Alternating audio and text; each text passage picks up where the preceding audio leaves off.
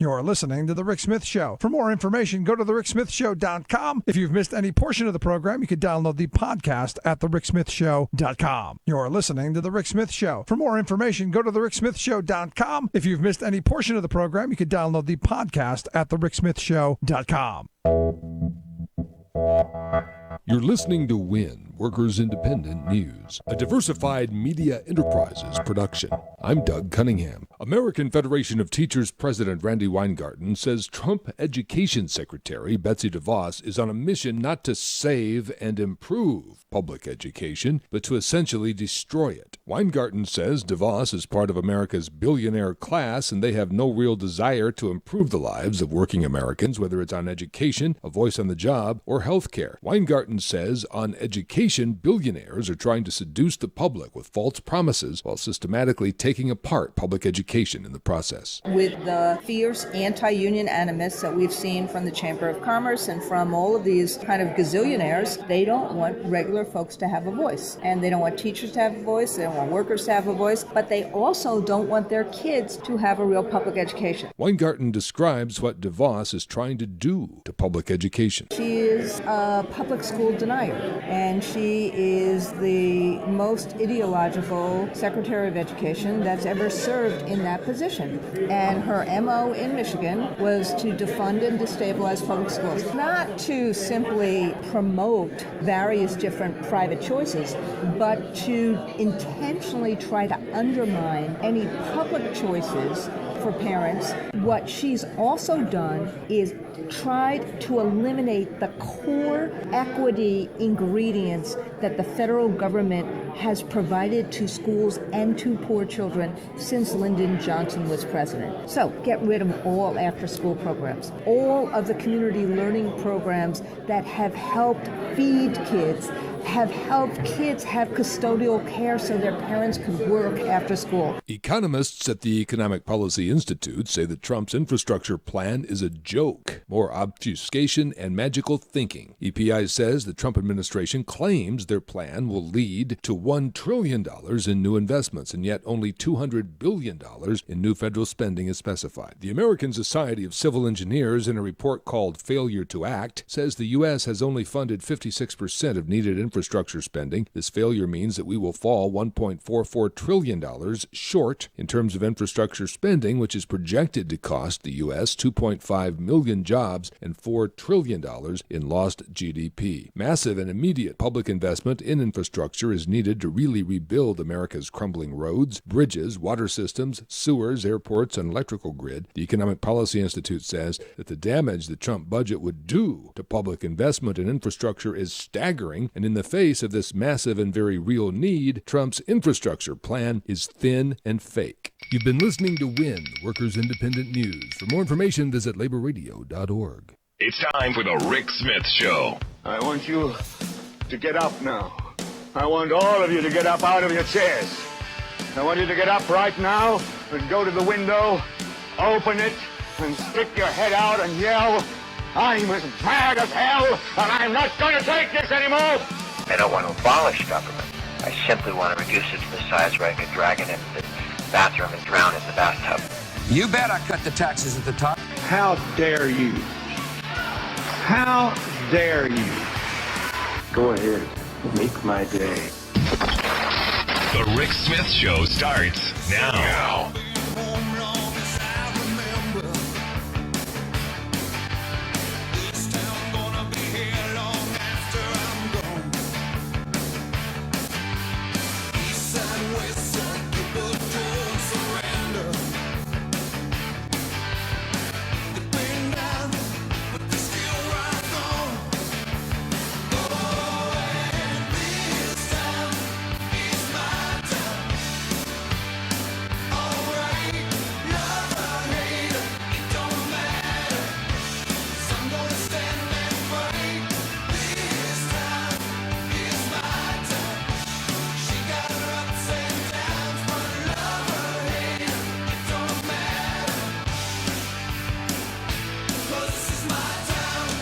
Welcome, brothers, sisters, working class heroes. This is The Rick Smith Show. Thanks so much for tuning in today on the big program. Lots to get to, lots to talk about. The March for Truth over the weekend, and a lot more stuff coming out about what's going on with Russia. Also going to talk about why right to work is wrong for not just the entire country, but here in Pennsylvania. And look, 2018 is going to be a huge, tremendous, massive political year in Pennsylvania where I live, because the right wing sees this as the next Michigan. If they can take Pennsylvania out, put it into the no rights at work column, the rest of the country falls. And that's what they believe, and that's what they know. And that's why there's going to be so much pressure, so much money put on us to vote for anti-worker candidates under the guise that they're helping us. They care. Yeah, not buying it. And the thing is, I think people are waking up to the reality that the Republican majority right now leading the country in the wrong direction. In fact, if you look at the latest Trump approval ratings, just 36%, yet those supporting impeachment up to 43%. And the reality is look, yesterday was, I guess it was Bash James Comey Day. Everywhere you looked, you saw the Trump mouthpieces hitting the nation's network airwaves, peddling their alternative facts. And now remember, this was supposed to be the week where they were going to kind of restart. It was sort of a reset the message back to legislative stuff. We want to talk about things that, we might actually get done and might actually agree on. And there might be some moment where, some of the insanity gets tapped down. Yeah, that was the thought. And then, came the tweets. The glorious tweets. Attacking the mayor of London, attacking the media, attacking his own press secretary, attacking his own Justice Department. And it just got better and better from there. And look, you've now got the mayor of London saying, look, I don't think we should roll out the red carpet to a president of the United States in the circumstances where his policies go against everything we stand for. He says when you have a special relationship, it's no different than when you have a close mate. You stand with them at times of adversity, but you call them out when they're wrong. There are many things about which Donald Trump is wrong. And look, at the end of this, you go back to how this all started. You had the terrorist attack. You had Trump throwing in a place where, he really didn't have any business being, and doing it in a wrong way. As we talked about yesterday, the quote from Mayor Khan was very specific. You're going to see a lot of policemen walking around. You're going to see a lot of people with guns walking around. And don't be alarmed. Don't get crazy. You're going to see it. Trump took that and said, no reason to be alarmed after all these people died. And you go, that's not what he said. You reactionary nitwit. And now you've got, other countries, kind of, mocking us. India, for instance, they sent out a response to our pulling out of the Paris Climate Agreement and said, look, Trump was running around accusing India of, the only reason they're in is because they're getting billions and billions and billions of dollars. That's not reality, according to their foreign minister. She says that India signed the Paris Agreement not because of pressure from any country nor greed. We signed the agreement because of our commitment to protect the environment. River worship, mountain worship, tree worship. This is India's culture. This is the heritage. Whether the U.S. stays or not, India will continue to remain in the Paris Agreement. And look, this is the thing that again, everybody across the world, except for Putin, seems to be looking at our president sideways and us as a nation sideways, except, Putin. And you kind of got to wonder. So yesterday was, all of the mouthpieces out there attacking Comey and really attacking Trump and his tweeting and the media for reporting his tweeting. That's the most brilliant thing of all. Anyway, so he gets in. Look, he finally starts getting to something that might actually be done. And the idea was infrastructure was supposed to be that thing that pulled everyone together. Because as a number of people have told me, there are no Democratic or Republican bridges. There are no Democratic or Republican, airplanes. They're just roads and bridges and infrastructure. And everyone drives on them, even crazy people. And this should be kind of a no-brainer. So what happens, first club out of the bag, the very first club out of the bag from Donald Trump is, hey, let's privatize the nation's air traffic control system. And you go, wait, what? Let's fire 30,000 federal employees and let's open it up to the free market and just hand it over to the big airlines. That's the response. That's what the big announcement was. And you go, hold on. What happened to the $1 trillion investment? Oh, we're going to do that too, but it's going to be a gimmick. It's going to be a Wall Street gimmick. It'll be like payday lending for infrastructure. And you had, look, anyone with a brain looks at the privatization of the air traffic control system and goes, no.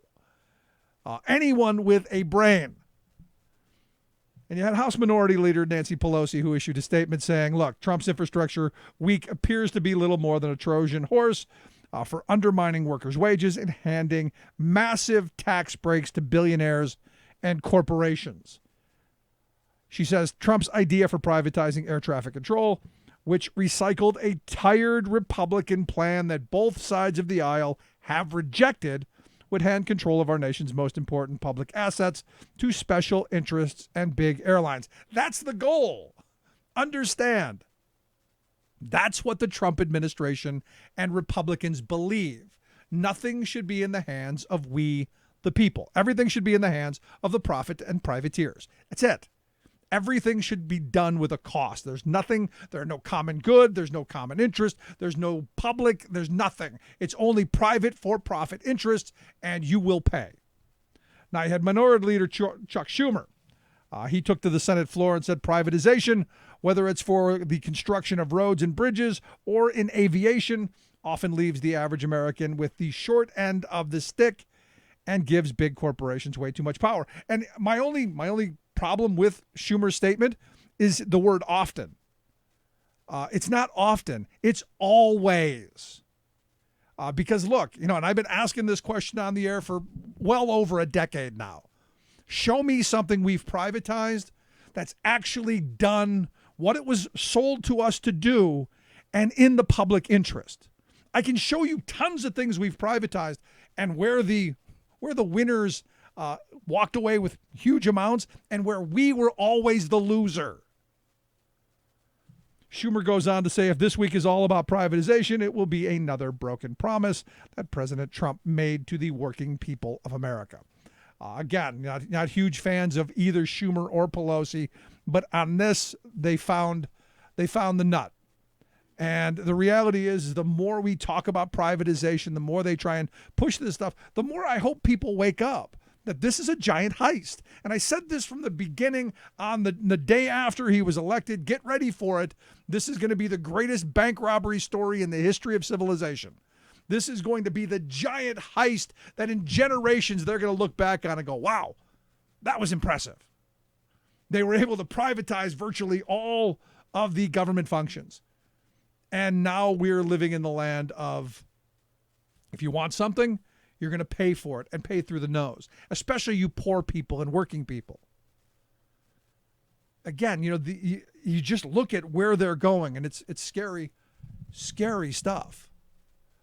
The leanings towards authoritarianism, the leanings towards profiteer and privatizing things. What happened to a nation of, for, and by we the people? What happened to that? Did I miss the memo saying we're getting rid of that?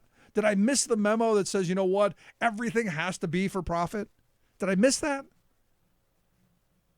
I don't think so. And this is where, this moment forward, The reality is we've got to fight back against what we know is coming. Look, there's so much here. The Russia stuff is one thing.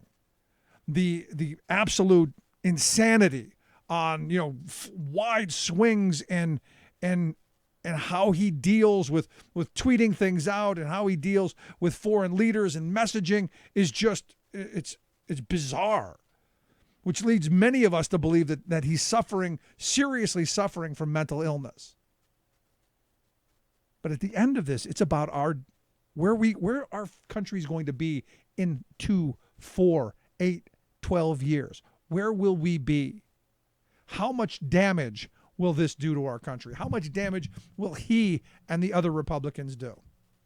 Because now they're talking about, hey, let's overhaul the tax code to give the rich more. Let's do away with that health care to give the rich more. Let's privatize our infrastructure so we can give the rich more. You know what's not in that equation? You and me. You know what's not in that equation? A prosperous working class. That's a problem. We'll take a quick break. When we come back, Jordan Ewell is going to be here to talk about the big March for Truth over the weekend. Yesterday, we talked with Andrea Chalupa from New York. Today, we're going to talk about what happened in Washington, D.C. Quick break, right back. Stick around. You're listening to The Rick Smith Show. We're working people. Come to talk.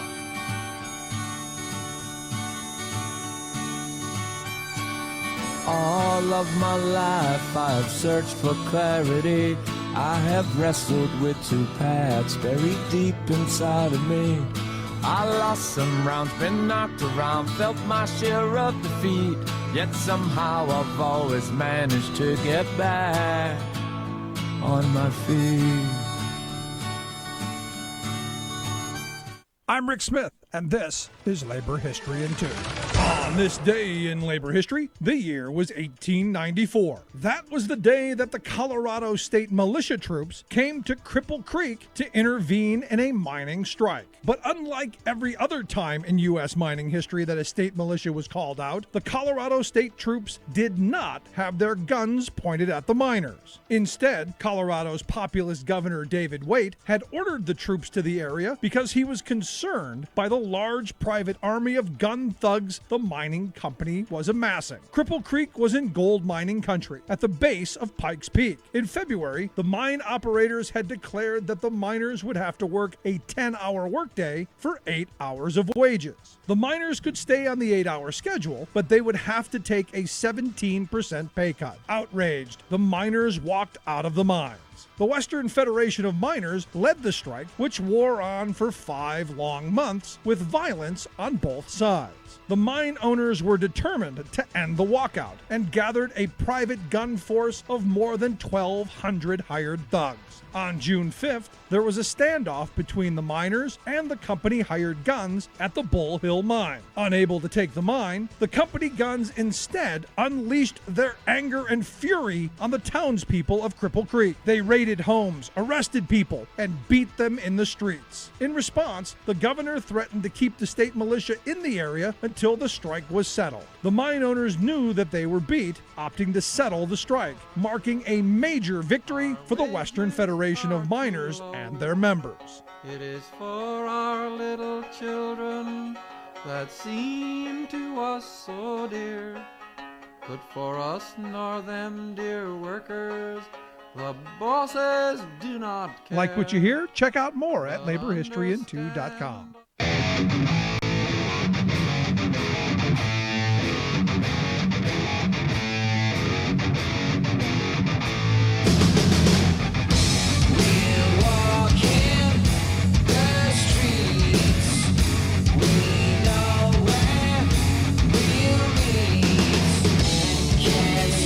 Welcome back to The Rick Smith Show.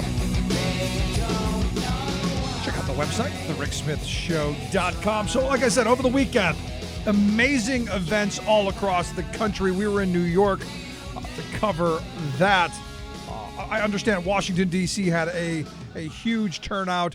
Harrisburg, Pennsylvania had a turnout. All across the country, there were people saying, you know what? We want this thing called the truth. I know, a foreign concept. I get it. In the world of alternative facts and alternative reality and rewritten history and all of that, the idea that truth should matter, seems fairly important to me, which is why we've asked one of the co-organizers to come back to talk with us about what happened in Washington, D.C. Jordan Ewell, thanks for taking time for us. Hey, happy to be here, Rick. So, we were in New York, and it was, I got to be honest, to start, I was going, wow, looks like it could be a bust. Within a couple hours, it was enormous. I got to be honest, the video was like 15 minutes long of people just filling up this one street. What were things like in Washington? I think I had a similar feel as you. Before it started, I was getting a little worried, but out of nowhere, all of these people just showed up. We had thousands of people on the mall, a fantastic turnout, a great slate of speakers. One of the MCs, Ben Weichler from Move On, in between speakers, came over to me and said, "I have never seen a crowd this engaged at a protest before." And this is something he does for a living. So that should show how enthusiastic and engaged this crowd was. It was just a surreal environment. I mean, at the end of the day, what you're talking about is saving our democracy. It's not, it's not some abstract issue. It's about the future of this country. And every person that I spoke to, they were willing to put aside their individual silo issues for this because it's that important. Yeah, absolutely. This is about whether or not Congress is going to act. Specifically, congressional Republicans. They've had multiple opportunities to do the right thing, proceed in a fair, just way, and they've chosen not to. This has been a heavily politicized process, and we shouldn't need to organize a global demonstration for Republicans in Congress to do the right thing, but here we are. Yeah, and the ask is very simple. And the thing and I've gone to, I can't tell you how many of these rallies and protests I've been to over the years, hundreds, more than hundreds, where everyone who was there knew why they were there. And, again, you come back to, I've gone to a bunch of protests where people not really quite sure about the message. I think you guys did a fantastic job of laying out very simple, very direct, very easy to remember requests, which are, we want transparency. We want an investigation. We want tax returns. And it just seemed to me that everybody I talked to knew why they were there. Yeah, that's something we spent a lot of time emphasizing. And every time we talked to the media, every time we had a call with national organizers, and frequently with our planning sessions, we need to stick to the mission. It cannot veer into impeachment because that it's antithetical to what we were originally doing.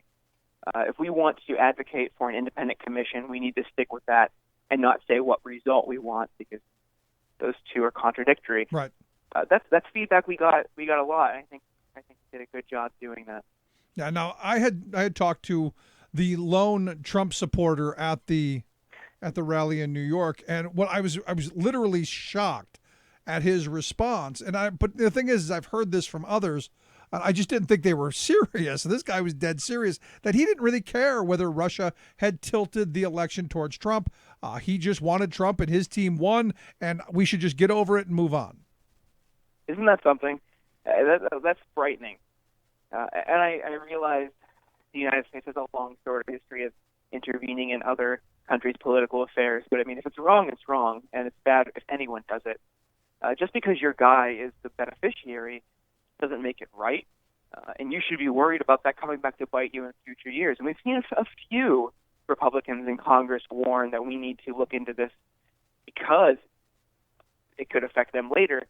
But ultimately, it's just if it's something bad and you know deep down it's bad, you need to act on it. You can't turn a blind eye to it because your guy benefited.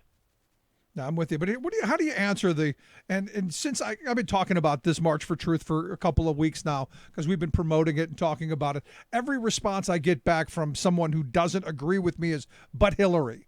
How do you respond to the but Hillary? Well, but Hillary. No, she's not even leading a trip to the Girl Scouts to the zoo. This guy's leading the free world. Yeah, I mean, you're going to get that. And we do appreciate your support. You were very supportive, very vocal. We are so thankful for that. I guess as far as the detractors go, whatever. I mean, you're not going to please everyone all the time. I think we laid out exactly what we wanted. We're looking at this narrow issue.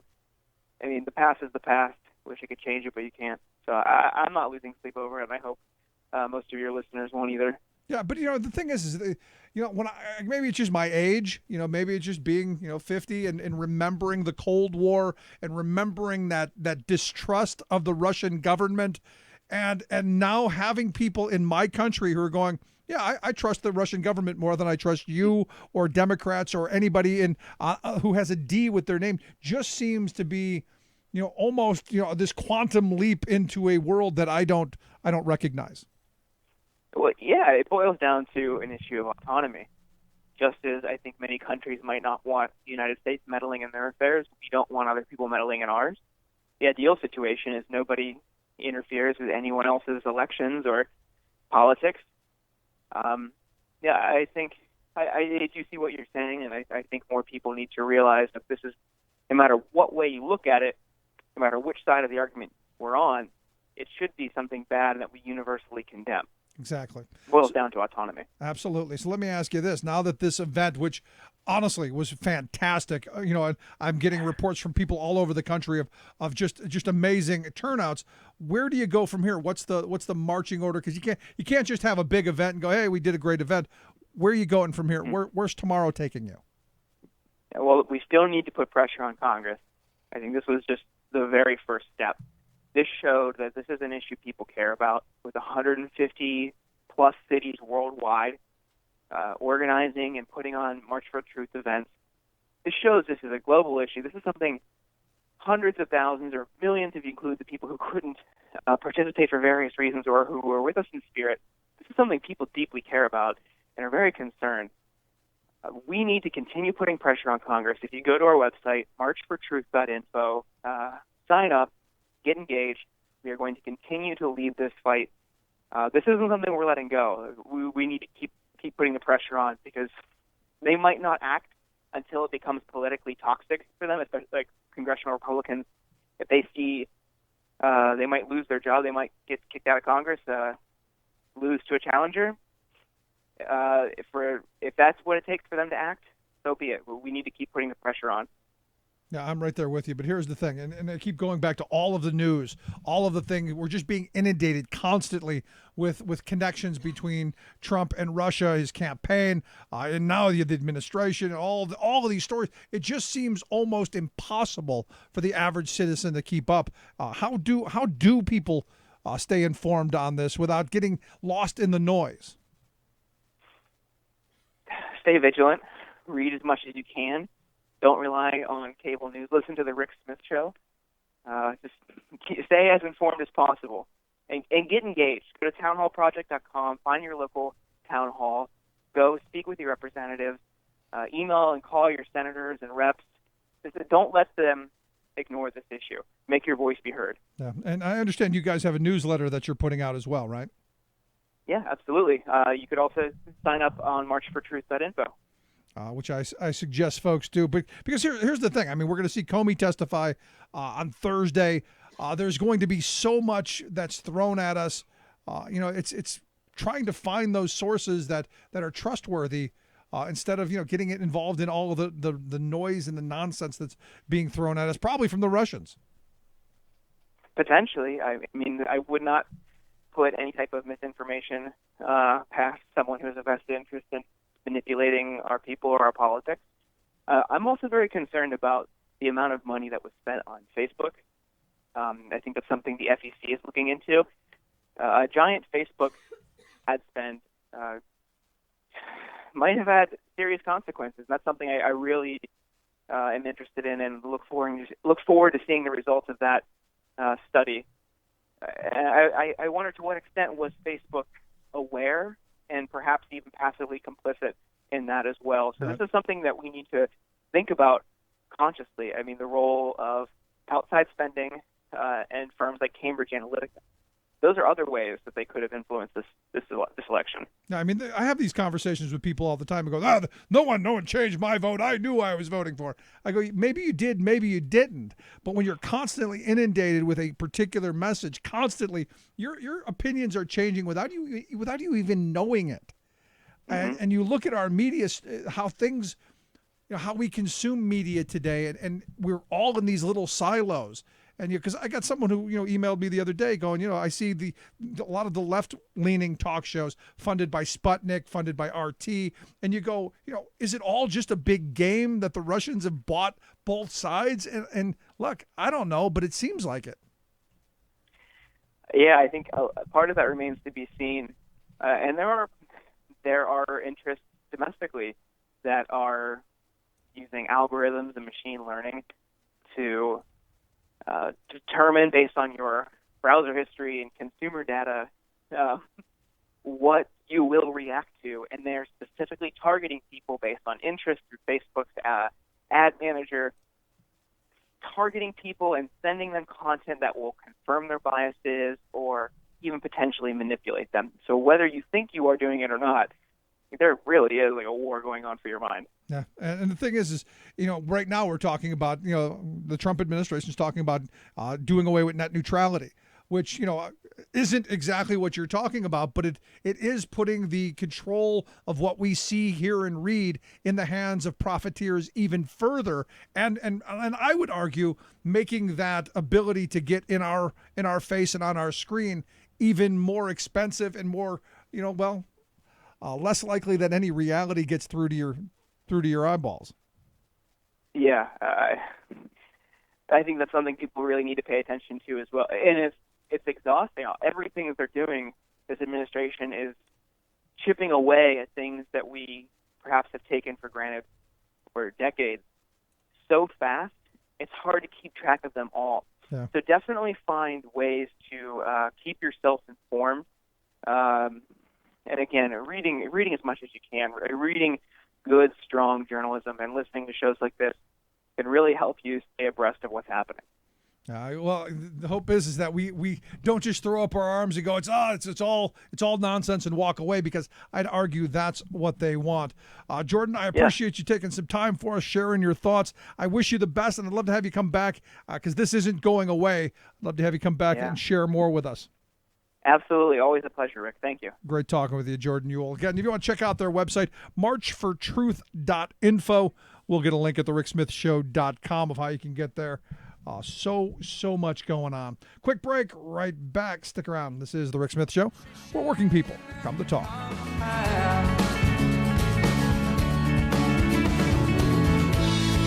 This is why we fight, why we lie awake. This is why we fight. Finally, radio for the rest of us. Rick Smith. This is Solidarity News on Radio Labour. This is a Radio Labour special report. I'm Mark Boulanger. Today is World Environment Day, a commemorative day established by the United Nations to energize the struggle against human-caused climate change. The day comes after the United States has declared its intention to withdraw from the Paris Agreement on climate change, which was adopted by all but 2 countries in the world, Nicaragua, which thought the agreement didn't go far enough, and Syria, a failed state in the midst of a civil war. The Paris Agreement, signed in 2015, is designed to reduce carbon emissions to 2 degrees Celsius above pre-industrial levels. It is the first legally binding global agreement, but allows countries to self-police their efforts as long as they report regularly on their attempts to lower their carbon emissions. Events to mark World Environment Day are taking place all over the world, with central events taking place in the 2017 host country, Canada. Hassan Yousaf is the president of the Canadian Labour Congress and the president of the Trade Union Confederation of the Americas, which includes the world's largest economy, the United States. Climate change is the biggest threat to humanity. And as workers, I think we have a central role to play in how we can combat climate change. I think if we don't take this seriously, fundamentally, I think that it's going to be a very hostile world for us to live in. The first thing that needs to be, I think, be assured to my workers, should they have to lose their job or to make adjustment, they will have generous income support while they're going through that period. It's also important that we give them the best opportunity to reskill themselves.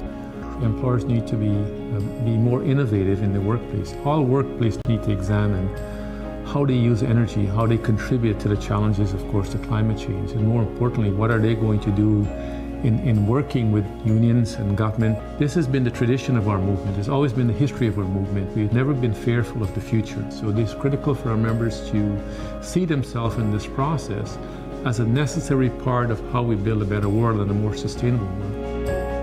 Naomi Klein, the author of This Changes Everything, is a climate change activist often consulted by labor unions.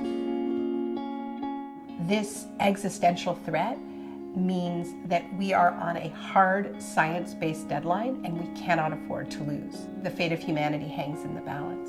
If you want to know where business as usual leads, you need to cast your mind back to Hurricane Katrina hitting New Orleans, because that was a glimpse of the future for anyone who cares to look. That's what our current system is built to do. So you had a natural disaster of the kind we're going to see more and more of, colliding with weak and neglected infrastructure. Jerry Diaz is the president of Unifor, the largest private sector union in Canada. Workers understand that we have really dropped the ball when it comes to taking care of the environment. We understand that it's just been a profit-driven economy. There hasn't been any thought at all about long-term sustainability. So workers get it, and we're really concerned, and we know that we need to start making decisions today before we lose our planet. I never did buy the argument that somehow it has to be either the environment or jobs. Clearly it can be both, and so there has to be a plan that includes both. We need to have labor community, we need to have employers, government, everybody talking about a green future. As unions, we've been dealing with these contentious issues for decades. Whether or not it's lean manufacturing, speed-ups, downsizing as a result of the introductions of new technology. We've been at the forefront with bringing our members along. So this is really about having discussions with our members. It's about talking to them. It's about empowering them. There's so much fear associated with climate change that we think that if we really look at this issue, like it would change everything about our daily work. And I see it really differently. I actually think that climate change supercharges so much of the work that the labor movement is already doing in the fights against free trade deals, in protecting basic labor rights, and in fighting austerity. And that's it. International labor news you can use. Follow us on Twitter @RadioLabor. I'm Mark Boulanger. Thank you for listening. And remember, it's all about global solidarity.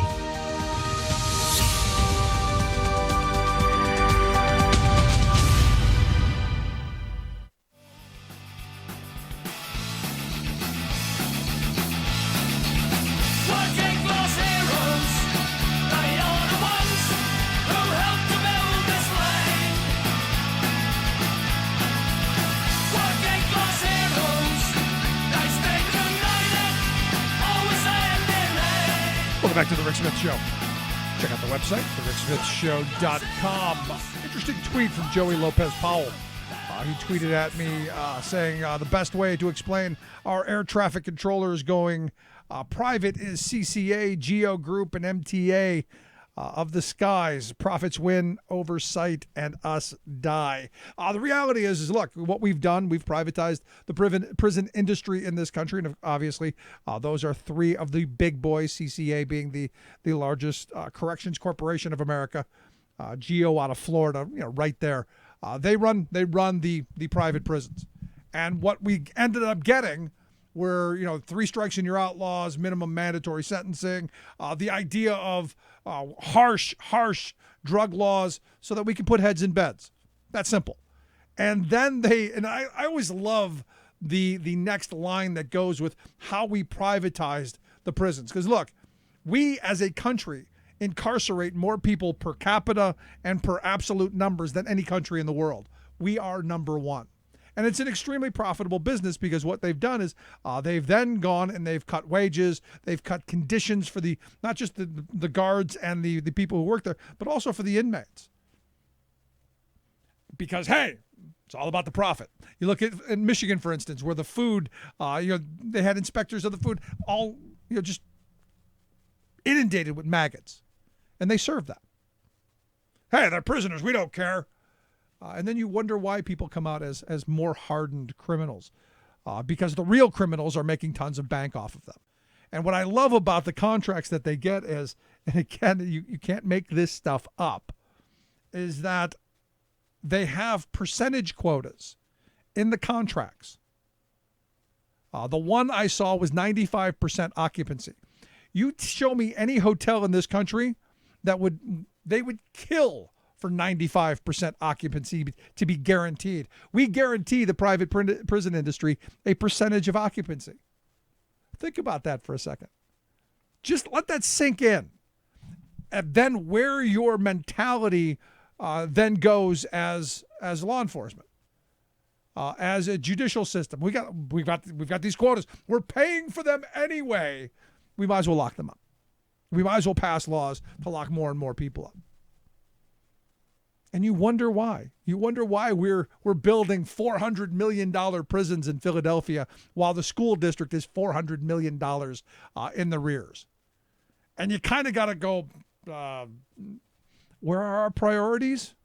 CCA, Geo Group, and MTA. And now you want to do it to the air traffic control system. He wants to privatize every function of government. And there are those, again, you look at, Betsy DeVos, who's the Secretary of Education. Her brother, mercenary CEO, formerly Blackwater, now she.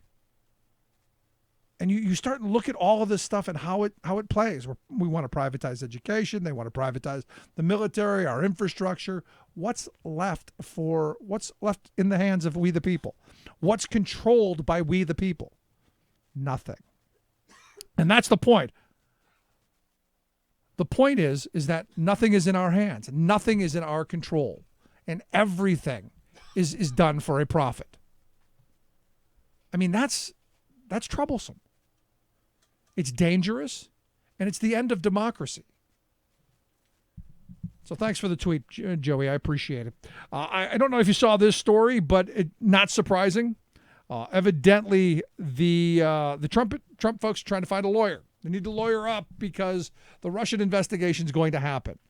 You've got Robert Mueller digging. I believe we need a commission. I hope that comes. But Trump's going to need a lawyer, and he's got one. He's got his guy that's been the attack dog for most of his career. But realistically, this guy's not the guy who's going to defend him. This guy's an attack dog. This guy's someone who's going to threaten, who's going to do a whole bunch of things to try and get you to, after Trump's cheated you out of wages or out of contracts. This is the guy who's going to go in and say, "I'll sue you into oblivion." He doesn't really know how to play with the big dogs. That the government will seek, because understand, government doesn't run out of time or money. So you're not going to threaten them with, "I'll sue you into oblivion." They'll say, "Okay, bring it on." They're going to need someone who actually understands how to work with Congress, how to work with the Justice Department, how not to continue to do the really dumb things that Trump has done. And what you've got is 4 major law firms, at least 4, it's being reported, who have said, no thanks. Sorry, Mr. President, not interested. And the number one reason that I keep coming back to and seeing people saying it's because this is a guy who, won't take anyone's advice. He's going to do dumb things like, go on a Twitter rant and just make stuff up that's eventually going to be used against you. Now, here's the thing. This is the thing. You go back to Law and Order. You go back to every cop show you've ever seen. And this is one of those rights that I tell my kids, you should probably learn. Learn this right for the rest of your life. You have the right to remain silent. You have the right to remain silent. Still, today, you have the right to remain silent. You should probably exercise that right. But the Donald can't. He impulse control, not one of his hallmarks. So he's going to make their job impossible. And, that's the thing that's interesting to me. Because while he tweeted out today that fake mainstream media is working so hard to try and get me not to use social media. They hate that I can't get the honest and unfiltered message out. No, there's nobody in the media who wants you to stop tweeting, Donald. We want you to keep digging. Keep digging. That's simple. Quick break. Back with Talk Media News. Stick around. This is The Rick Smith Show, where working people come to talk.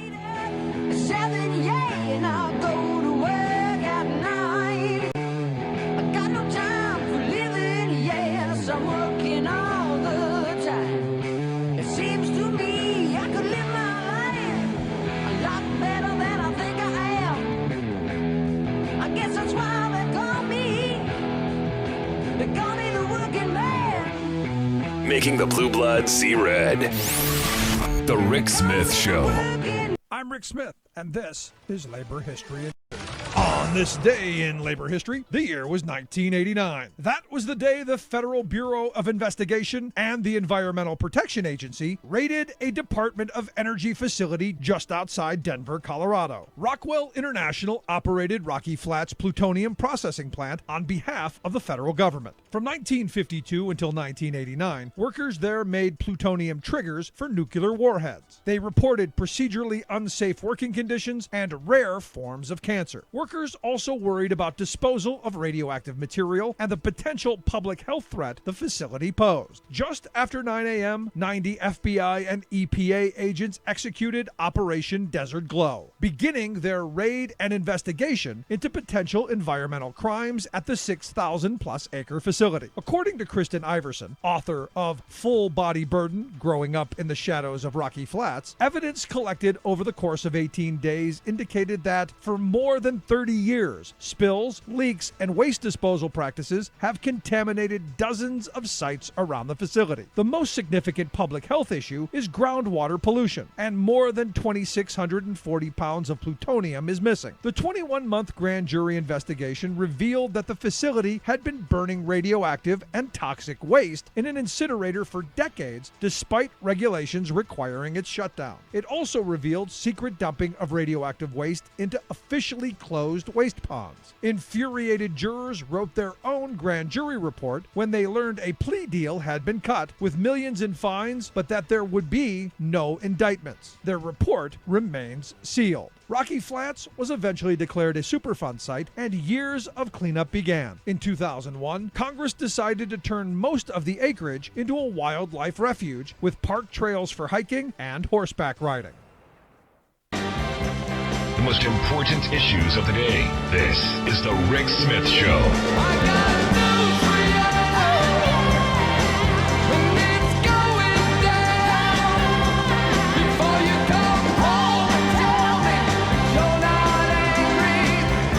Welcome back to the Rick Smith Show. Check out the website, thericksmithshow.com. So it looks like the Trump folks have found a leaker. Yes, they've found a leaker, a government contractor by the name of Reality Winner. She was arrested yesterday, and it's one of those moments where you go, maybe you shouldn't talk.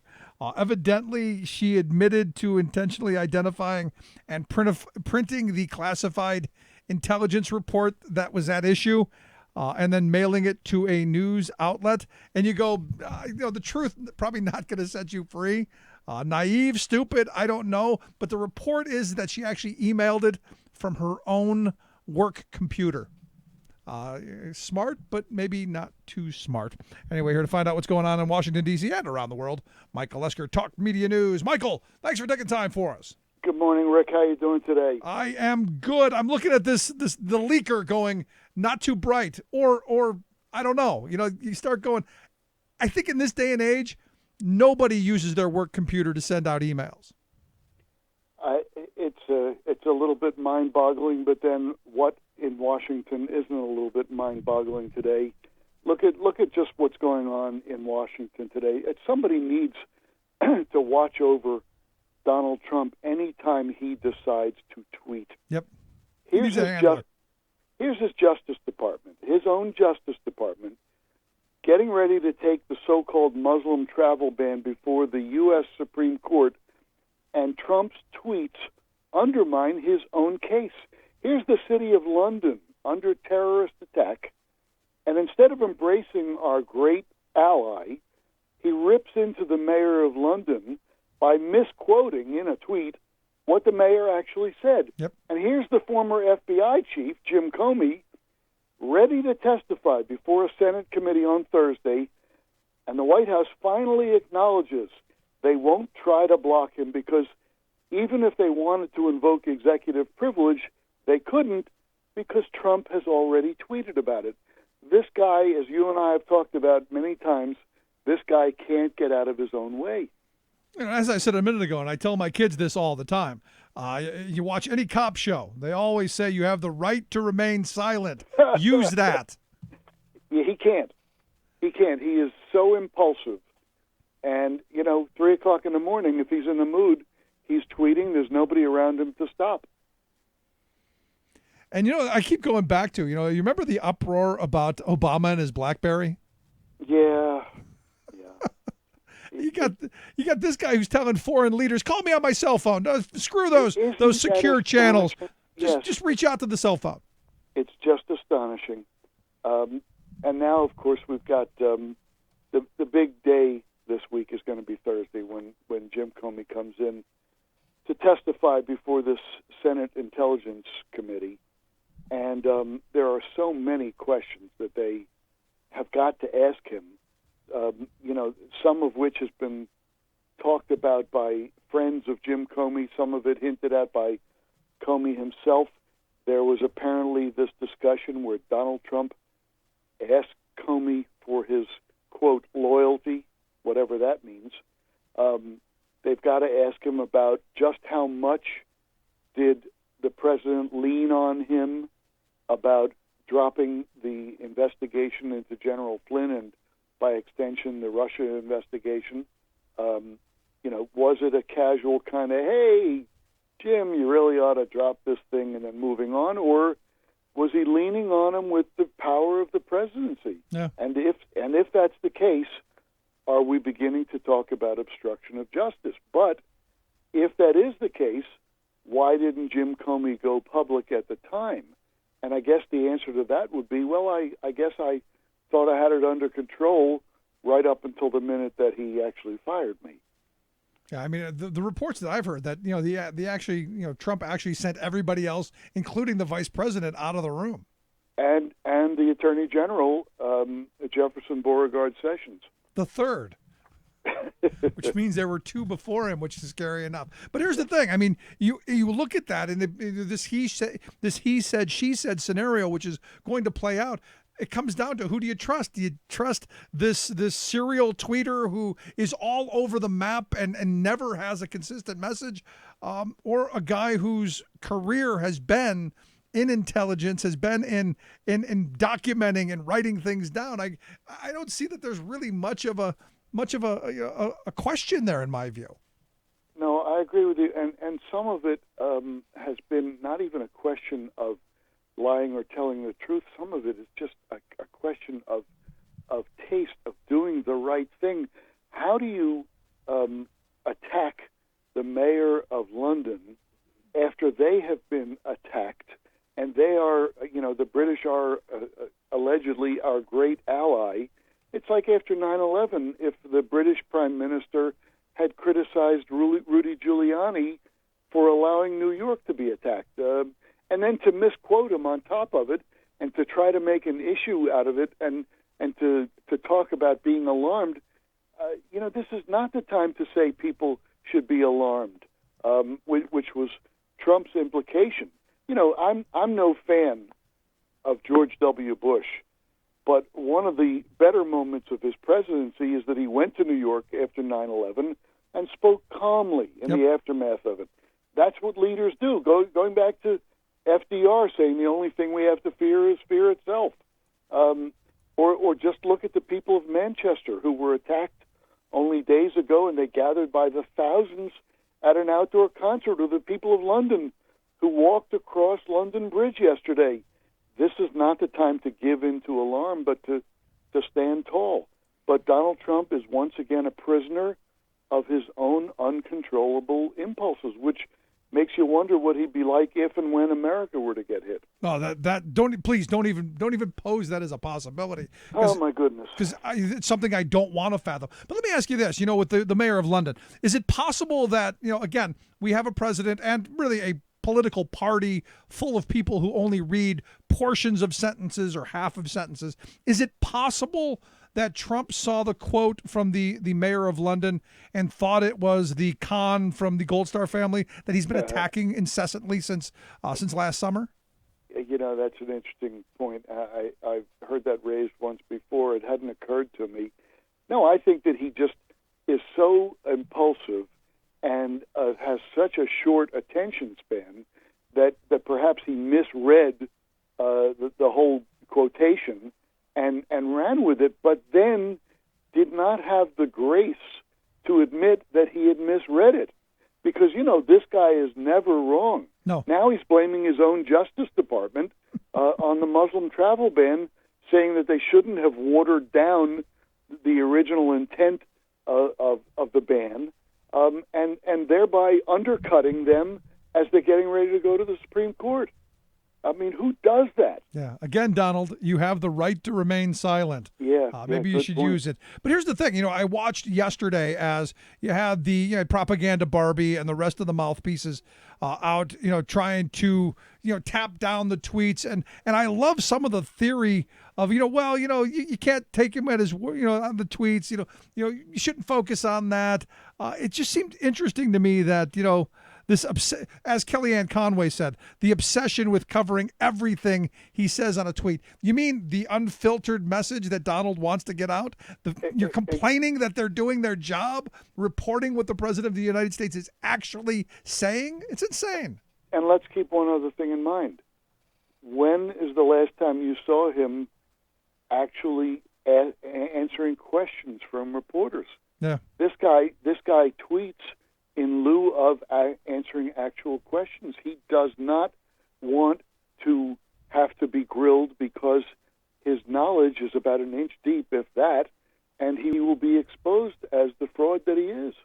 It's nuts. Yesterday, though, and finally yesterday, there was supposed to be that moment of reset. We were going to talk about infrastructure, things that I think we all agree on. We need roads, we need bridges, we need stuff done, and we need it now. Yet the president decided we were going to go in the privatization route.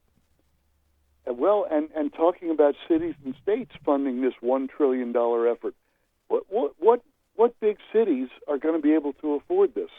I live in Baltimore. I mean, we are deep into red ink. I don't know how, if Baltimore or many other big cities around the country could have afforded it, they would have done far more than they already have in terms of, rebuilding roads and bridges and railways and waterways and such. The original intent, a lot of people thought, was that the federal government was going to be behind this. The thought of cities being able to finance it, that's a tougher one. Yeah, it's just crazy. And here's, again, I go back to, the campaign where we're gonna make America great again, and we're gonna have the world's best infrastructure. And yet, what we get, and what and I think what we've known was coming, was basically a handoff onto somebody else, and a payday lending scheme for Wall Street to basically take over our infrastructure. Yeah, and to be honest, I don't think they have thought this thing through yet. I mean, there are some reports that say that when they finally come up with details, it could be months from now. Kind of like his tax plan, which wasn't a tax plan at all. It was a sheet of paper, one sheet of paper, that somebody could have typed in over a course of 15 minutes. Yeah, well, the tax plan, the health care plan, the infrastructure plan, as I said, I've got a whole drawer full of blank pieces of paper that match their plans. Right. This is the most ill-equipped administration in American history, I'm afraid. And the sad reality is all those people who voted for him out of anger that they're hurting and their lives they're struggling and the jobs aren't there. They're only going to get worse. And it's just insane, and it really ticks me off. But Mike, I appreciate the time, man. Great talking with you. As always, take care, Rick. Good talking with Michael Lester, Talk Media News. I mean, look, the reality is what it is. For those who voted for him, and there's part of me that understands, the jobs have gone.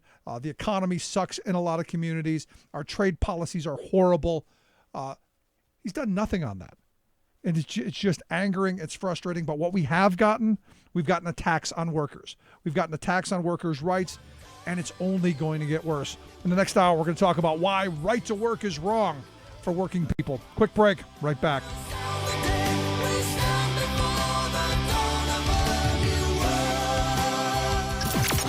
Radio of, for, and by we the working people. The Rick Smith Show.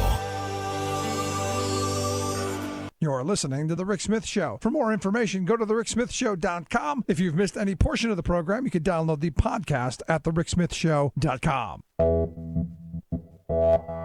You're listening to WIN, Workers Independent News, a diversified media enterprises production. I'm Doug Cunningham. American Federation of Teachers President Randy Weingarten says Trump Education Secretary Betsy DeVos is on a mission not to save and improve public education, but to essentially destroy it. Weingarten says DeVos is part of America's billionaire class, and they have no real desire to improve the lives of working Americans, whether it's on education, a voice on the job, or health care. Weingarten says on education, billionaires are trying to seduce the public with false promises while systematically taking apart public education in the process. With the fierce anti-union animus that we've seen from the Chamber of Commerce and from all of these kind of gazillionaires, they don't want regular folks to have a voice. And they don't want teachers to have a voice, they don't want workers to have a voice, but they also don't want their kids to have a real public education. Weingarten describes what DeVos is trying to do to public education. She is a public school denier, and she is the most ideological Secretary of Education that's ever served in that position. And her MO in Michigan was to defund and destabilize public schools, not to simply promote various different private choices, but to intentionally try to undermine any public choices for parents. What she's also done is tried to eliminate the core equity ingredients that the federal government has provided to schools and to poor children since Lyndon Johnson was president. So get rid of all after-school programs, all of the community learning programs that have helped feed kids, have helped kids have custodial care so their parents could work after school. Economists at the Economic Policy Institute say that Trump's infrastructure plan is a joke, more obfuscation and magical thinking. EPI says the Trump administration claims their plan will lead to $1 trillion in new investments, and yet only $200 billion in new federal spending is specified. The American Society of Civil Engineers, in a report called Failure to Act, says the U.S. has only funded 56% of needed infrastructure spending. This failure means that we will fall $1.44 trillion short in terms of infrastructure spending, which is projected to cost the U.S. 2.5 million jobs and $4 trillion in lost GDP. Massive and immediate public investment in infrastructure is needed to really rebuild America's crumbling roads, bridges, water systems, sewers, airports, and electrical grid. The Economic Policy Institute says that the damage the Trump budget would do to public investment in infrastructure is staggering, and in the face of this massive and very real need, Trump's infrastructure plan is thin and fake. You've been listening to WIN, Workers Independent News. For more information, visit laborradio.org. Well, we're going to start in a couple weeks with our budget adjustment bill. The first step is we're going to deal with collective bargaining for all public employee unions, because you divide and conquer.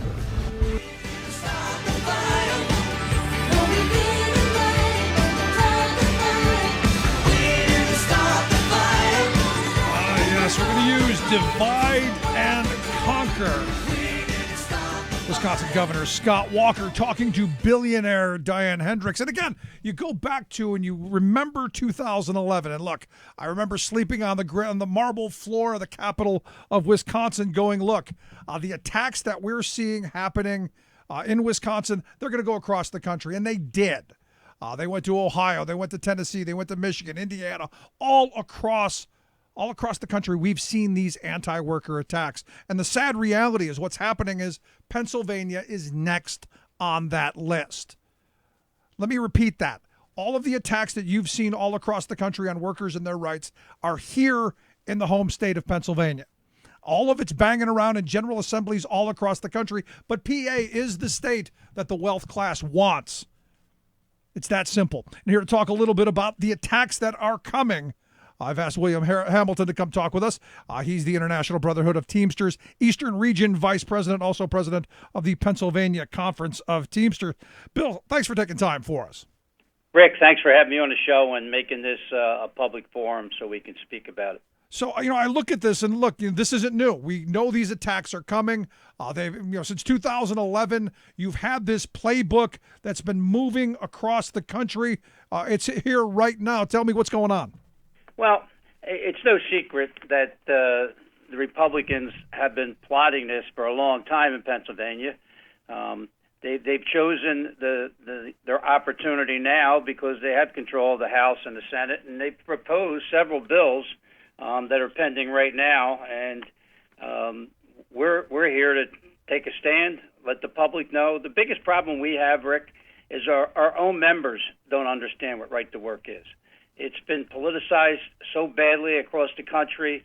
It's been made to seem like it's basically harmless maneuver to give people rights when it's taking people's rights away. Exactly. And that's what needs to be said. And the money they're dumping in Pennsylvania right now, the Koch brothers, is there any secret why the Koch brothers are in Pennsylvania dropping millions of dollars to try to influence politicians and try to get their votes and try to institute right to work in Pennsylvania?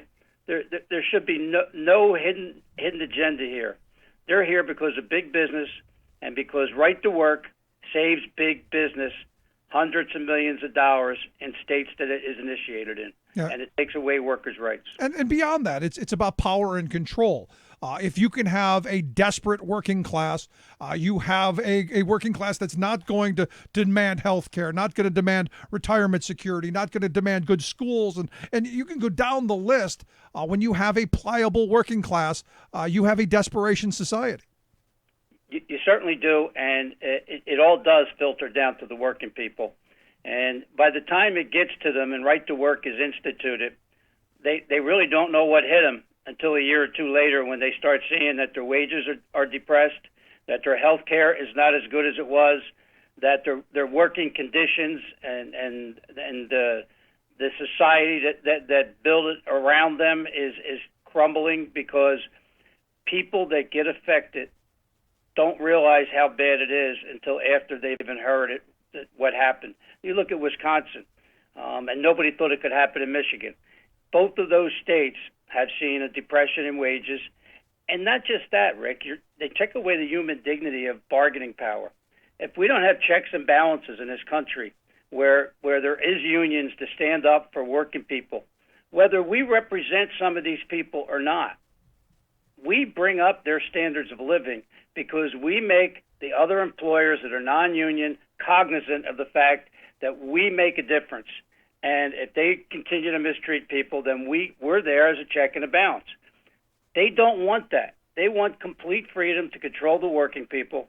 And if they get that in Pennsylvania, we're going to have major problems here. We've got enough problems in Pennsylvania they should be addressing. And right to work is just a failure on their part to do anything constructive in the state of Pennsylvania. Yeah, I mean, they want to take us back to the days of Lochner and even before the good old days of the 80s and 90s and not the 1980s and 90s. But here's the thing, and again, you look at the language and you give the right wing credit, you give the corporatists credit because they've got great messaging. Right to work. Who can be against the right to work? And look, I'm not against the right to work. I think workers should have a right to a job, the right to a decent wage, the right to health care, the right to retirement security, the right to safe working conditions. The reality is their right to work has none of those rights. And I think that needs to be amplified every time someone says we need to pass this kind of insanity. Well, it's ingenious messaging if you look at it, because that's exactly what they've done through the years. They've taken the words right to work and twisted them to the fact that people don't really understand what right to work means. And I spent a lot of time with our members trying to explain it to them and why people want right to work. And it's amazing to me, Rick, that so many people, when you tell them exactly what it means, say, no way. Right to work couldn't mean that. I mean, if you remember, even during the campaign when Mr. Trump was running, he was asked a question on an interview, and they asked him about right to work. And his answer was, of course I like right to work. People should have a right to work. That was his answer to a question during the campaign. So if you got a guy running for president of the United States that doesn't know what right to work is, you would certainly expect a lot of our members not to know either. Right. But make one thing certain.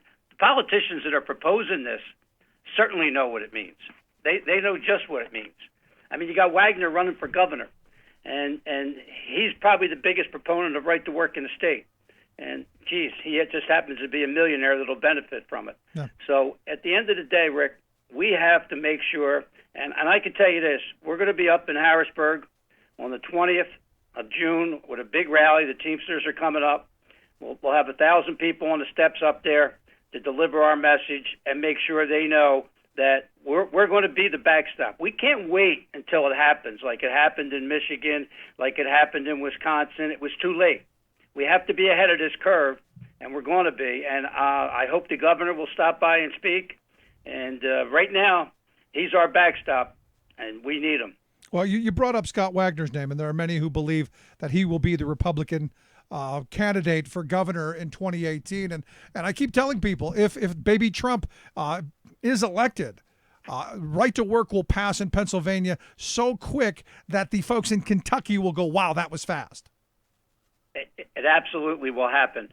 Like I said, the only backstop we have right now is we've got a governor that is for the working people, that cares about working people. And it's ironic that all the things that he tries to get done that are good for working people don't make it past his desk because it gets voted down. I think maybe the Senate and the House should start looking at some positive bills to look at instead of attacking the people in the middle class that actually make this state work. I'm right there with you. But here's the thing. There's so much of this euphemistic legislation out there. We've been talking about right to work, but there's also this, and I love the framing, paycheck protection. They want to protect our paychecks, Bill. Who could be against protecting someone's paycheck from wage theft? Who could be against stealing overtime? Who could be against those things, Bill? Yeah. Those bills certainly aren't there to protect us. They're there to take away. They're just another fancy words for right to work and stealing our members' rights. And we got to be cognizant of the fact that these bills are being filed one after another, and they keep changing the names on them and the numbers on them, but it's all the same phony baloney. It's not stuff that has meaning to us. It's only there to take away things that we've enjoyed for hundreds of years. Can you imagine if they took away, all right to work is a union dues-oriented type of a law. They take away all the funding for unions across the country. What would we be left with? I mean, even churches in this country depend on the parishioners to exist on a daily basis and deliver their messages. They want to silence us, and the only way they can silence us and take away any voices against them is to take away our ability to speak. And if we don't have members that are participating, or they take away the right of them to bargain collectively, then we're stuck in the same rut we were in before unions were ever created. Well, that is the point, is it not?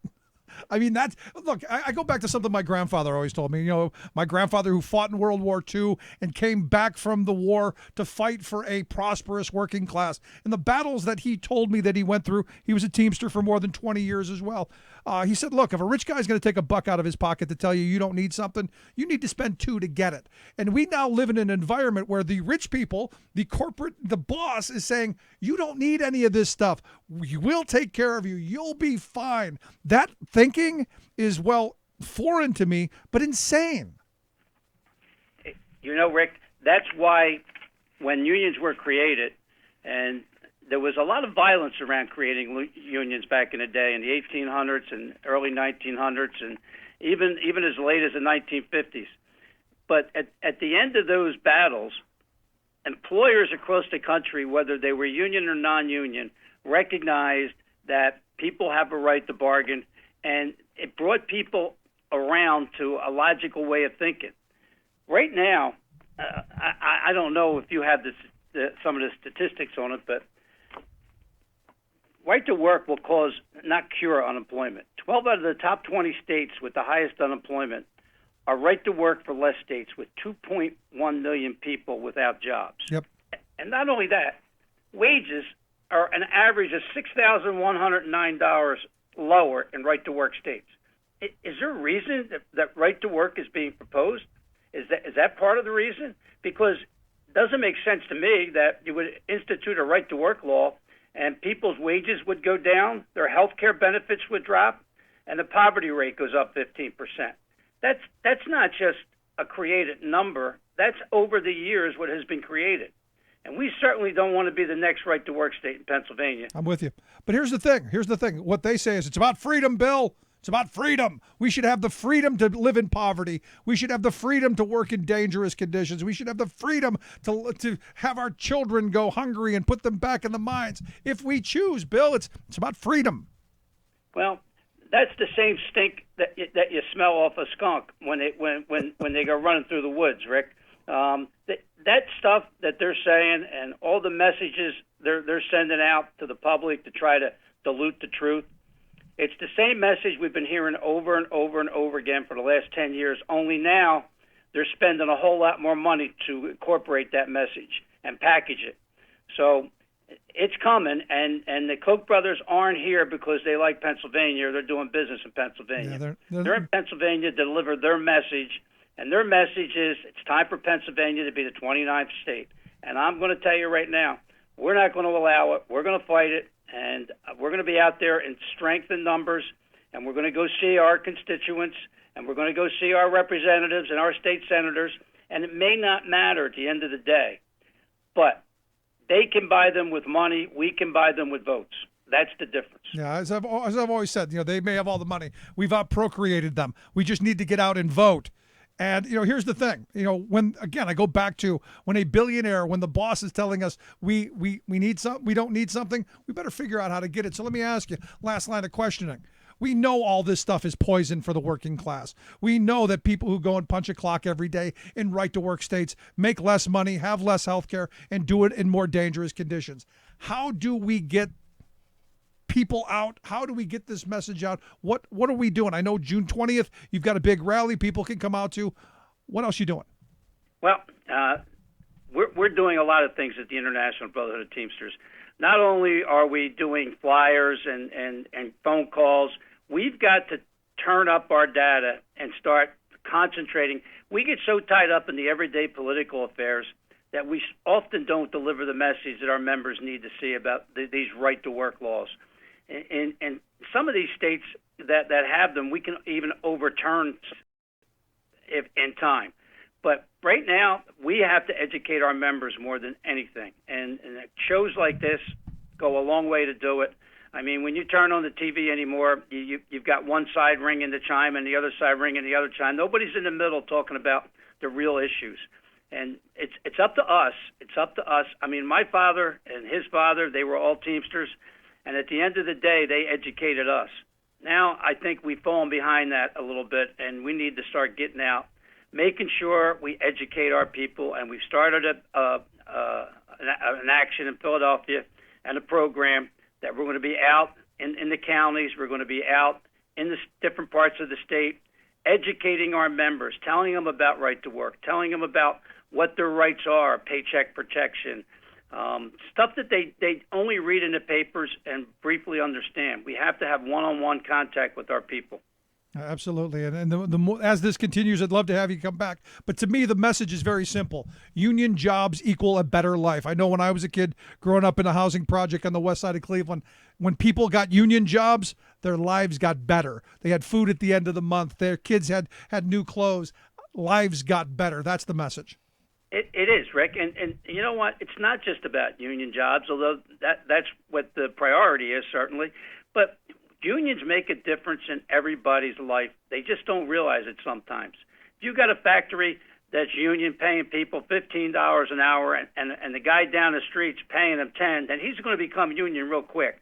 But now what you have is a check and a balance where a guy down the street's probably paying him $14 because he don't want to become a union with those with the collective bargaining rights. So we keep the everyday wages of other people that aren't union in line also. And that's what people don't understand across this country. I'm right there with you, Bill. I appreciate the time. I'd love to have you come back as this continues. I look forward to it because this is an ongoing fight. The wealth class, they're not going to give up, and I know you won't either. Bill, thanks so much. Thank you, Rick. Great talk with you, Bill Hamilton. Again, you want to check out their website, we'll get a link at thericksmithshow.com. It's just amazing what's going on in just a very short period of time. Love to hear your thoughts. You can email me, Rick, at thericksmithshow.com. Quick break, right back. Stick around.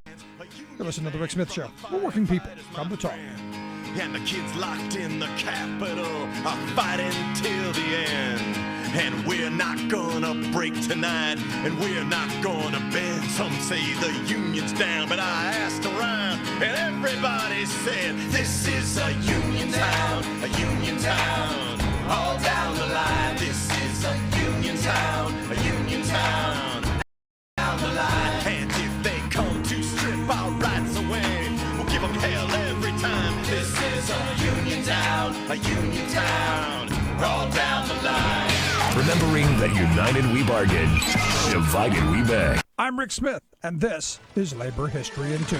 On this day in labor history, the year was 1894. That was the day that the Colorado State militia troops came to Cripple Creek to intervene in a mining strike. But unlike every other time in U.S. mining history that a state militia was called out, the Colorado State troops did not have their guns pointed at the miners. Instead, Colorado's populist Governor David Waite had ordered the troops to the area because he was concerned by the large private army of gun thugs the mining company was amassing. Cripple Creek was in gold mining country at the base of Pikes Peak. In February, the mine operators had declared that the miners would have to work a 10-hour workday for 8 hours of wages. The miners could stay on the 8-hour schedule, but they would have to take a 17% pay cut. Outraged, the miners walked out of the mines.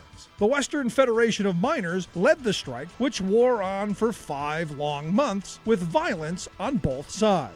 The mine owners were determined to end the walkout and gathered a private gun force of more than 1,200 hired thugs.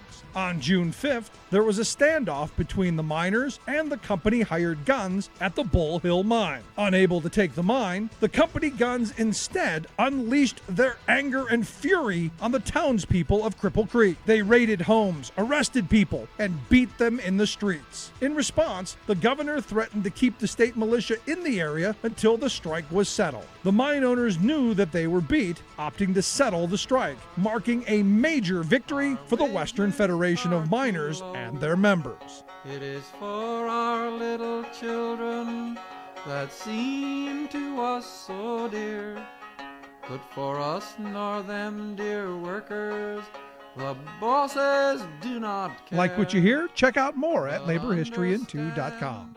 Volkswagen just invested in Tennessee in a right-to-work state at a low cost with less health care. Why should we prop others up when other companies can compete in this marketplace? It's time to let these people learn the lesson the hard way. Suddenly I see, this is what I want to be. Suddenly I see. Welcome back to the Rick Smith Show. Check out the website, ricksmithshow.com. Congressman Zach Wamp, Tennessee. This was back a couple of years ago on the Chris Matthews Show. He was saying, look, hey, Volkswagen spent a whole bunch of our money, about $1 billion in taxpayer money they got to put that Volkswagen plant there in Tennessee.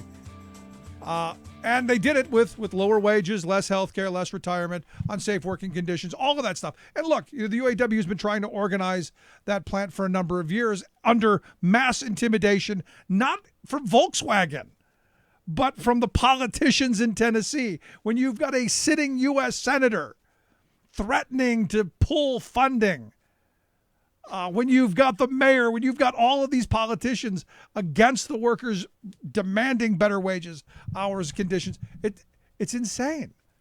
And again, it's beautiful because the language is such that who could be against the idea of having a right to work?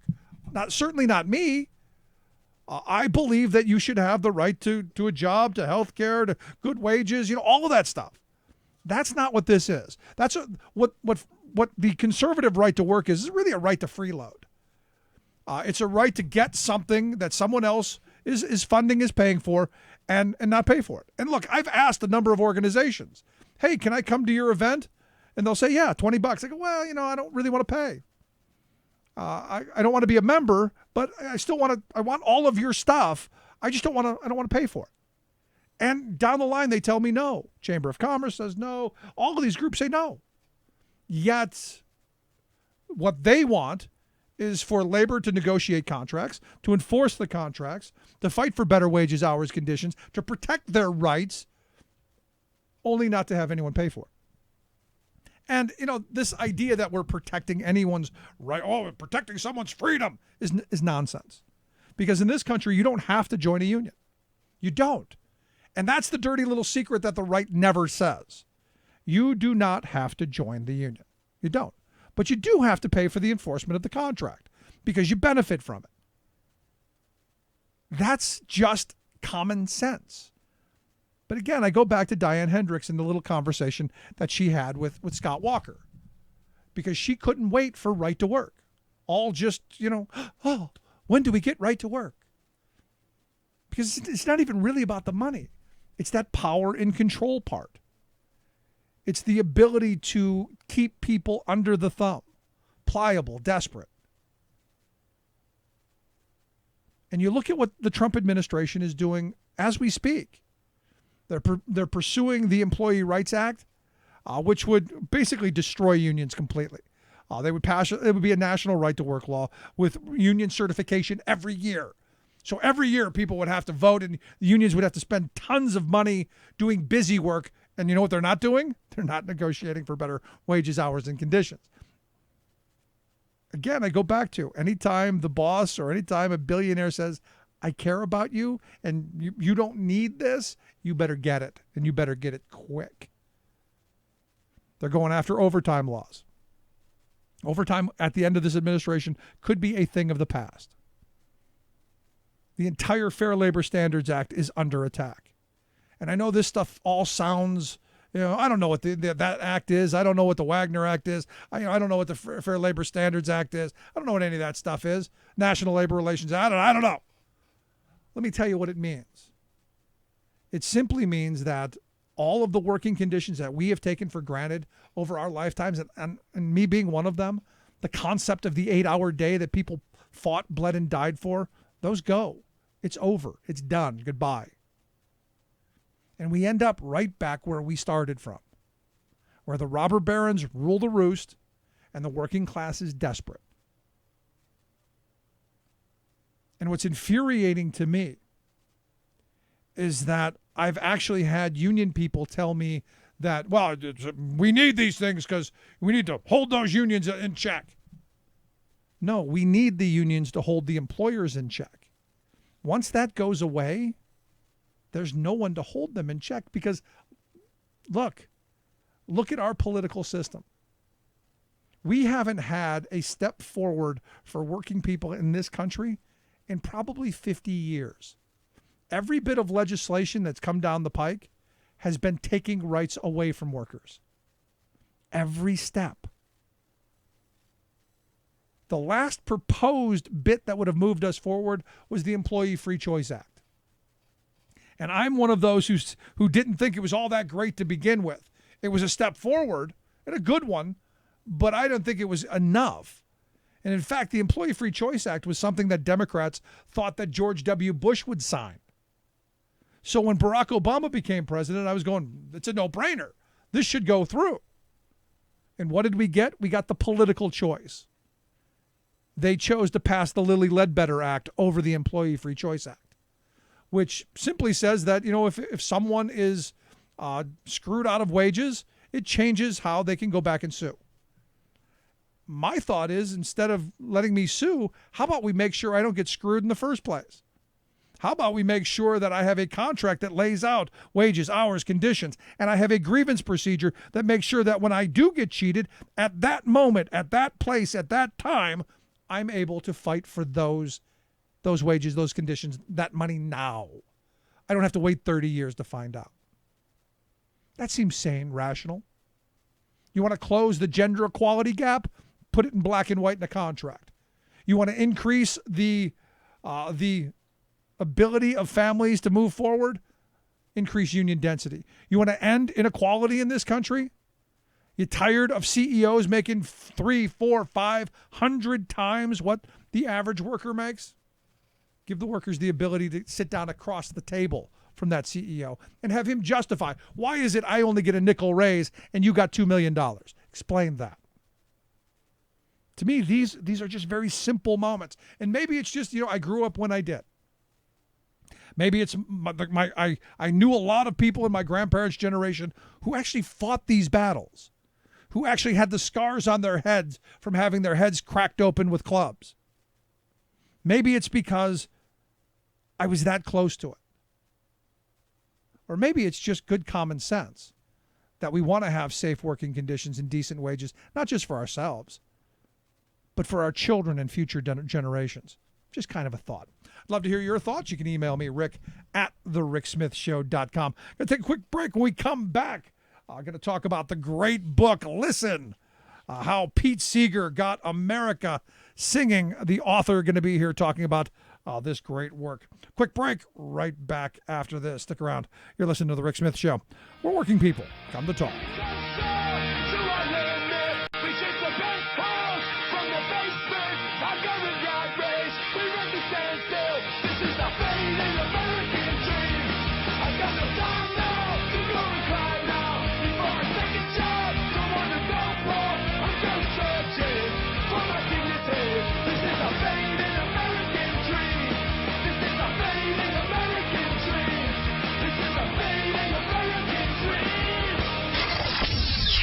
You're listening to The Rick Smith Show.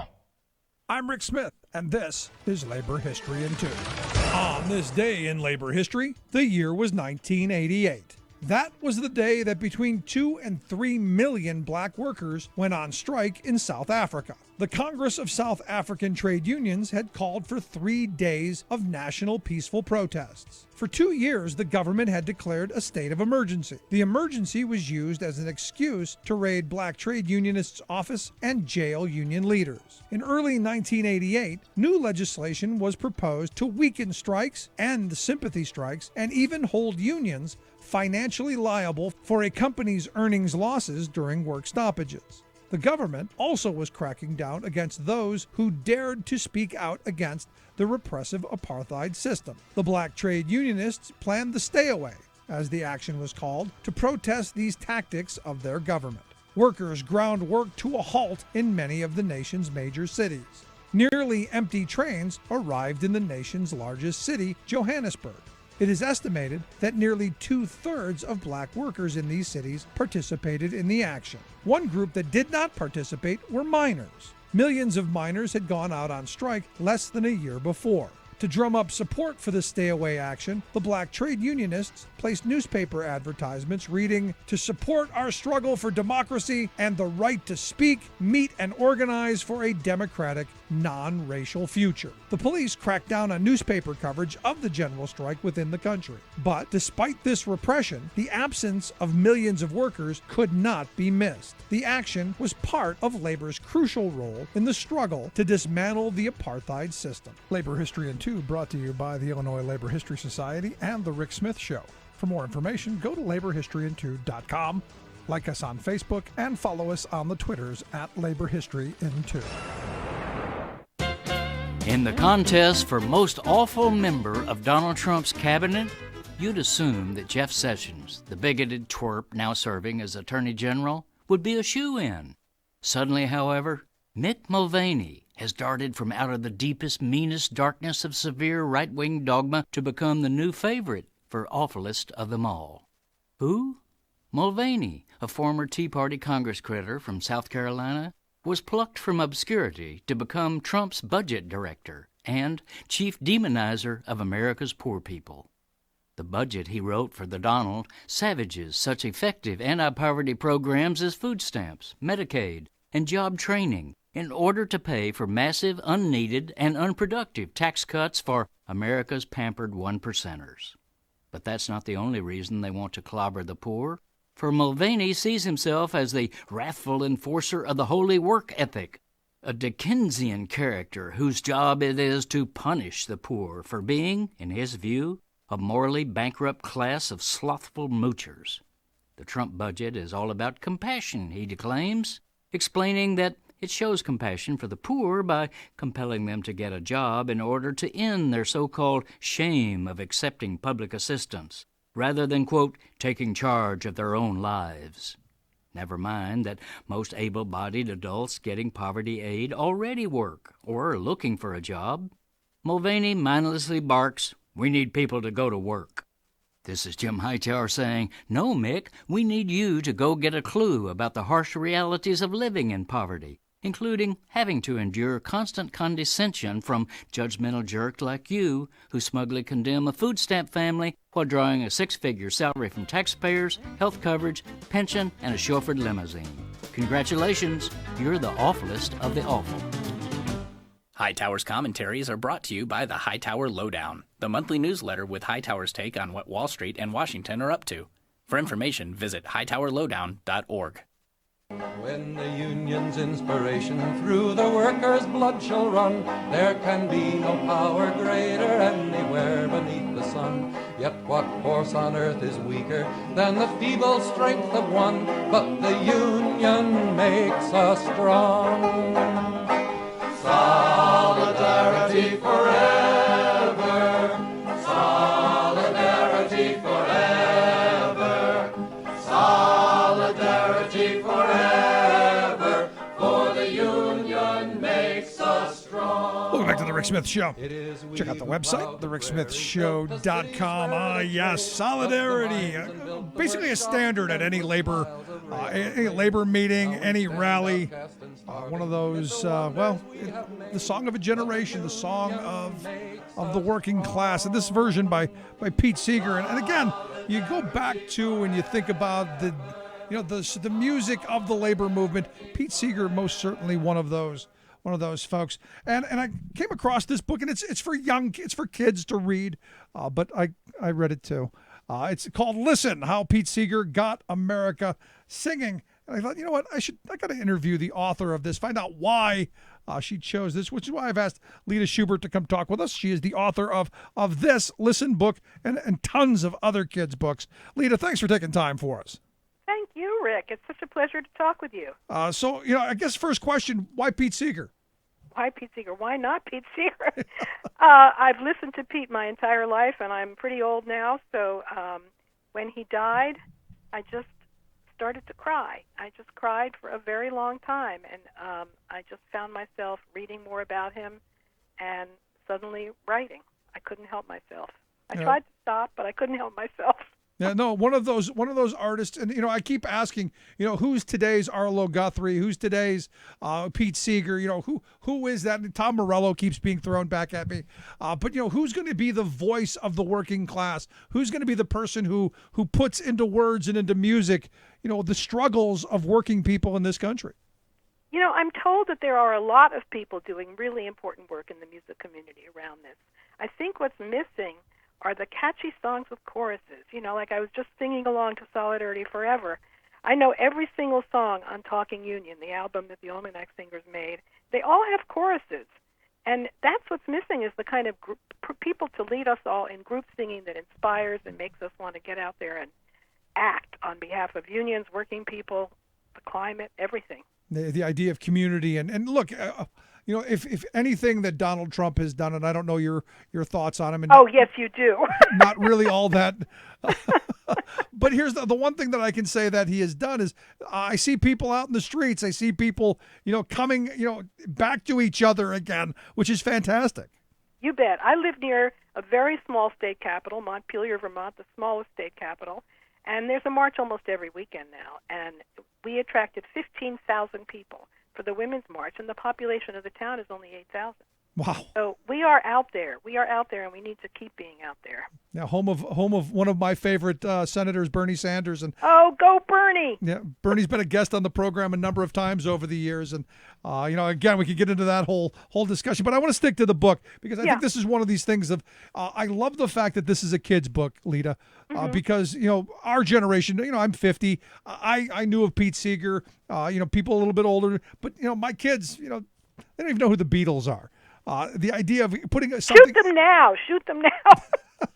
the idea that somebody's going to put a book in their hands and say, this is something you should look for. This is somebody you should investigate. I think is really important.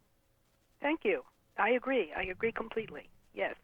And Pete was all about singing with kids. I mean, during his blacklisted period, he went to colleges and summer camps and schools and taught his songs to the kids. And the kids are the kids who are now still singing and helping to counteract the things we're not going to talk about. Yeah, talk about that for a second, the blacklisting period, because it's his history is fascinating, and it's something I don't know that a lot of people know about. Talk about his blacklisted period. Well, it's interesting. It started because Pete wrote a letter in the 40s about the Japanese internment camps. His wife, as you probably know, was a Japanese American, and he was very concerned about the internment camps. And the FBI found out about this letter, and they started watching him. So he was watched all through the late 40s into the early 50s, and then he was called before the House Un-American Activities Committee for his alleged communist activities. And I've read the testimony quite a few times, and he did one very interesting thing, which was that many of his friends and colleagues were pleading the Fifth Amendment, which is the one against self-incrimination, and he chose to plead the first because he said, these are rights of free speech. I can associate with and talk with and sing whatever I want. And he was cited for contempt of Congress, and he was basically blacklisted for almost 10 years. Wow.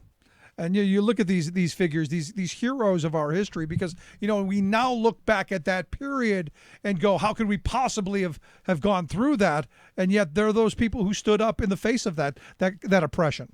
The courage that they faced, the courage they had in the face of that was phenomenal, because they lost their jobs, some left the country, some couldn't get work for a very long time, so they lost their friends, they were betrayed by friends. The courage was astonishing. We need more of it now. Yeah, and me as a union person, I go back and I look at the use of that House Un-American Committee to break unions and to say, that organizing is all communist, and to really try and turn public opinion against workers just seeking better wages, hours, and conditions. You bet. Yeah, I agree. Yeah. Anything surprise you in your research about Pete Seeger? What surprised me? I knew a lot about him. I had followed his career for a very long time.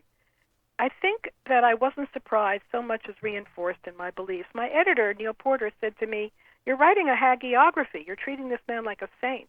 And I said, well, he is. I kept looking for where's the dark side. And, of course, Toshi made his life possible. Toshi was the person who was there for him, who took care, helped raise the kids, made sure that he was where he was supposed to be. So it was kind of a group effort. That surprised me more than I thought it would. Now, you need someone to get you to the show on time. You do. Now, obviously, the FBI and a whole bunch of people were following. Any of those records available? Did you get to see any of that? I did. I've read his whole testimony, and I've read a lot of the file on Pete. Yes. I think a good bit of it is online and in his writings. So if anybody's interested, I'll put some links on my website is what I'll do. And we'll make sure we get a link to LitaSchubert.com at our site, thericksmithshow.com, so people can get there. Because I go back to these periods, and again, it just seems like, nothing ever changes. We're just fighting the same battles over and over and over again with different characters. And I look at that period, the end of World War II forward. It seems like, we're heading back to the 1880s, 1890 days. I hope not. I don't know how political you want to get on this show, but I think he's going down. There's a lot of people that hope that. In fact, this past weekend we were in New York City for the March for Truth, and there were thousands of people out in the streets saying, "Look, we want to know what the Russian involvement in the election was." And what's interesting to me, and you go back to the Pete Seegers, you go back to the Arlo Guthries, this machine kills fascists. And you think of, there are people in this country who have said that they're okay with the Russians meddling in our election just as long as it was Trump who won. I know. And, I was reading this morning that of the 93 Justice Department lawyers that Trump fired, he has hired no one back. Yep. So we have very little support in the Justice Department right now. And that's the point, isn't it, Lita? Isn't it the exactly. point? Exactly. But I do think, well, what was I going to think? No, go ahead. No, I mean, the point is simply, to hamper the ability of we, the people, to hold anyone accountable. Exactly. And that's scary stuff to me. Because I know what's coming next because we've lived this history. And, in talking about Pete Seeger and that, especially that period of being blacklisted, of government being used against we the people by an authoritarian ideology, you see that front and center right now. And I think, the book, and again, I highly suggest people get it into the hands of their kids and maybe themselves read it as well. I think it's important to remember that history because, you're going to relive it. I agree. And, one of the things that I think is going on now is trying to make everybody in America afraid of terrorism. And one of the things that singing does is unite, and it helps bring people together. And as we all know, the only thing we have to fear is fear itself. So joining in groups, singing Pete's songs, gives us all courage, and gives us all courage to resist. I mean, so many of his songs were not necessarily political songs, but were songs like "Gonna Lay Down My Sword and Shield Down by the Riverside," "Gonna Study War No More." And when you sing that, you feel your heart uplifted, and you feel new energy, and you feel like you can do something. Yeah, it was a very positive message. What are your favorite songs? So many. I think the most beautiful song in the world is "The Water Is Wide," which is a love song.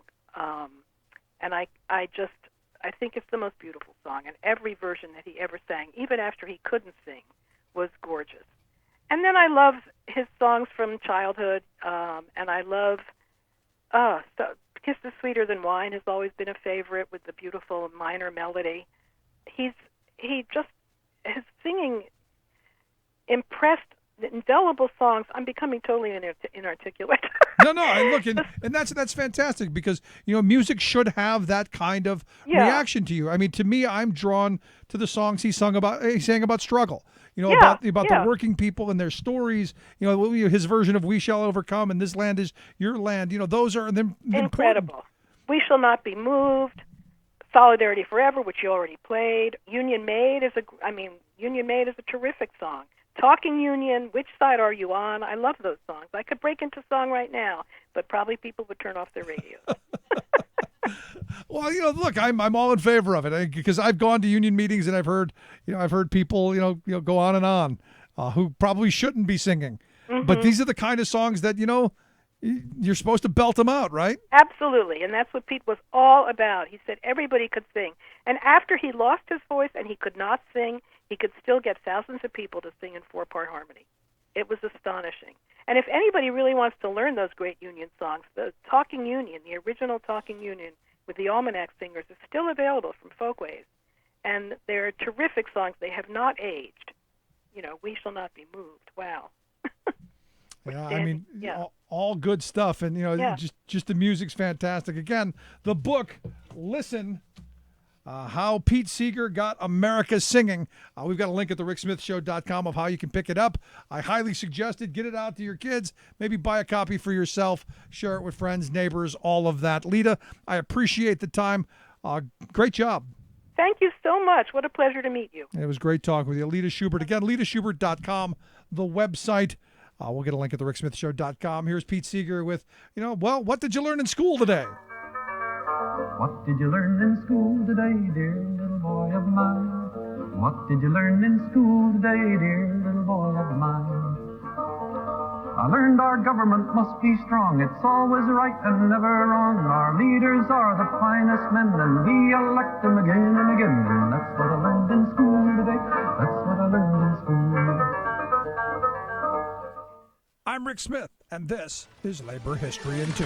On this day in labor history, the year was 1989. That was the day the Federal Bureau of Investigation and the Environmental Protection Agency raided a Department of Energy facility just outside Denver, Colorado. Rockwell International operated Rocky Flats plutonium processing plant on behalf of the federal government. From 1952 until 1989, workers there made plutonium triggers for nuclear warheads. They reported procedurally unsafe working conditions conditions and rare forms of cancer. Workers also worried about disposal of radioactive material and the potential public health threat the facility posed. Just after 9 a.m., 90 FBI and EPA agents executed Operation Desert Glow, beginning their raid and investigation into potential environmental crimes at the 6,000-plus acre facility. According to Kristen Iverson, author of Full Body Burden, Growing Up in the Shadows of Rocky Flats, evidence collected over the course of 18 days indicated that for more than 30 years, spills, leaks, and waste disposal practices have contaminated dozens of sites around the facility. The most significant public health issue is groundwater pollution, and more than 2,640 pounds of plutonium is missing. The 21-month grand jury investigation revealed that the facility had been burning radioactive and toxic waste in an incinerator for decades, despite regulations requiring its shutdown. It also revealed secret dumping of radioactive waste into officially closed waste ponds. Infuriated jurors wrote their own grand jury report when they learned a plea deal had been cut, with millions in fines, but that there would be no indictments. Their report remains sealed. Rocky Flats was eventually declared a Superfund site, and years of cleanup began. In 2001, Congress decided to turn most of the acreage into a wildlife refuge, with park trails for hiking and horseback riding.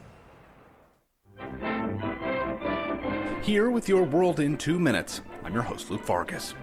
Brits head to the polls on Thursday for parliamentary elections, and in the wake of the latest terror attack in London on Saturday night, national security and policing issues have become a top priority in the campaign.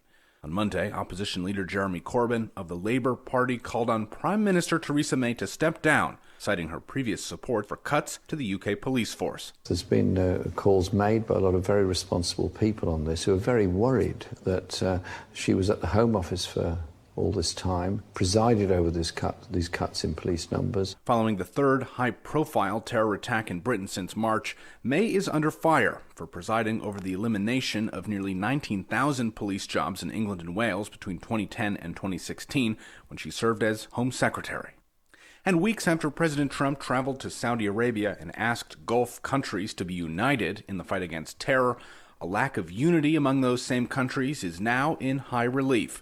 On Sunday, Saudi Arabia, Egypt, Bahrain, and the United Arab Emirates severed all diplomatic relations with Qatar, accusing the country of backing Iran, the Muslim Brotherhood, and terrorist groups.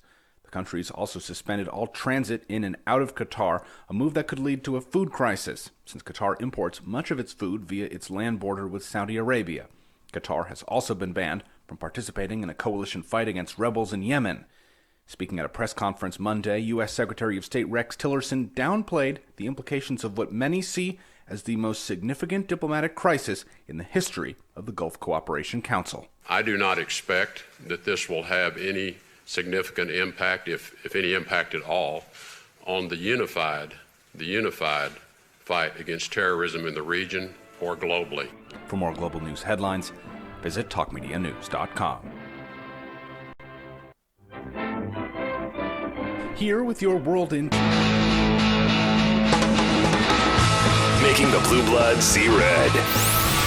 The Rick Smith Show. Welcome back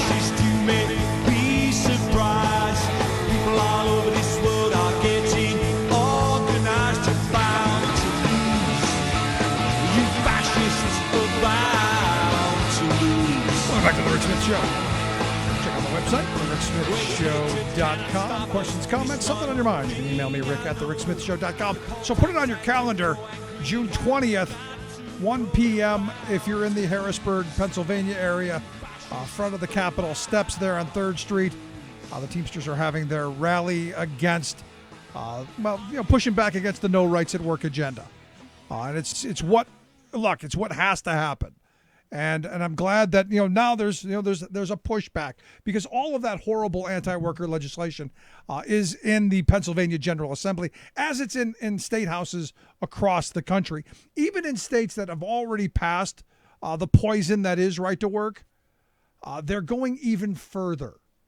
And it's not going to just end with this. It's going to end to where eventually they're going to make joining unions right up to the point of being illegal. They're never going to make it illegal. Understand that. because you need a whipping boy. You need someone to point at and go, it's their fault. It's big labor. Understand, in this country right now, union members are about 11% of the workforce, yet have really incredible impact in raising wages, have an incredible impact at creating a prosperous working class, something we like to call the middle class. And I know a lot of people like to think, we're in the middle class. No, not so much. The middle class has been being squeezed and squeezed as union density falls further and further. So does that path to the middle class. So I hope folks will, if you're in the Harrisburg, Pennsylvania area, will get out on June 20th, 1 p.m. Maybe you work down there, you take it on your lunch hour. It just seems, we're in this time where you got to do something, got to fight back. And more importantly, you got to vote. Come 2018, understand, if Scott Wagner is the Republican candidate, he will not have a want for money. Money will be coming from every billionaire in this country to fund what will be the ugliest, nastiest, meanest, most expensive gubernatorial race in history. I guarantee that. And to be honest, I look at Governor Wolf, who I think has done a good job in the face of having a Republican majority that is, well, I would argue just nuts.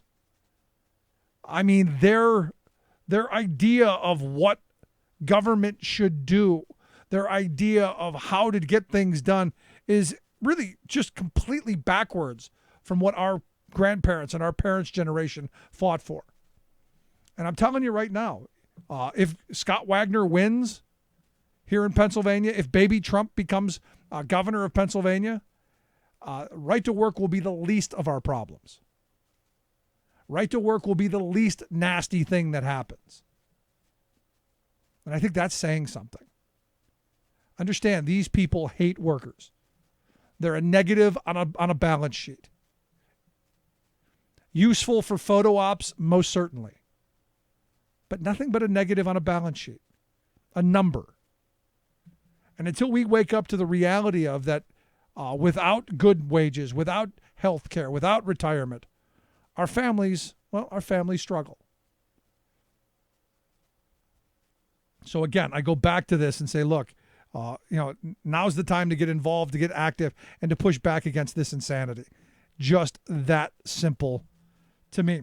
Now, something else, Janice sent me an email pointing out that evidently there is a court case going on down in Georgia. She points out that a Fulton County Superior Court judge is going to hear a case brought against the Secretary of State in Georgia because evidently Georgia is still using the machines that have been horribly inaccurate. And the group is Georgians for Verified Voting. Evidently, they want to go back to paper. Dump all of the unreliable, old, and inaccurate voting machines, they say, and for all voters in the June 20th election there in Georgia to use paper ballots. They're encouraging people to mail in their ballots so that they're counted, because there are numerous problems, according to this suit, with the state's voting machines. And now we hear the story coming out that the Russians were trying to hack into one of the voting machine companies, and you go, and I know, I've heard this 1,000 times. It's got to be hooked up to the internet. And I agree, but some of them can be. And my concern is that when you put everything into the electric world, when everything's online, everything's hackable from anywhere in the world. That's the scary thing. And we're going to find out more and more and more as this goes on. And the hope is we do. Because it's scary times. Anyway, if you've missed any of today's program, thericksmithshow.com. That's where you go to get the podcast, the Rick Smith Show app on the smartphone. Take the program on the go wherever you're going. As always, you can email me, rick@thericksmithshow.com. So much going on. Thursday, the big day, cannot wait. Major popcorn event. as James Comey goes before the Senate Intelligence Committee to give his testimony on was he strong-armed? Was he leaned on a little bit? Or was it just a misunderstanding? Was it just how the Donald does things? I'll tell you, I cannot wait. I think it's going to be entertaining. It's going to be interesting. But more importantly, it's the first step in reclaiming our elections and reclaiming our democracy. I'd love to hear your thoughts. Again, you can email me, rick@thericksmithshow.com. Thanks so much for tuning in. We'll see you back here tomorrow.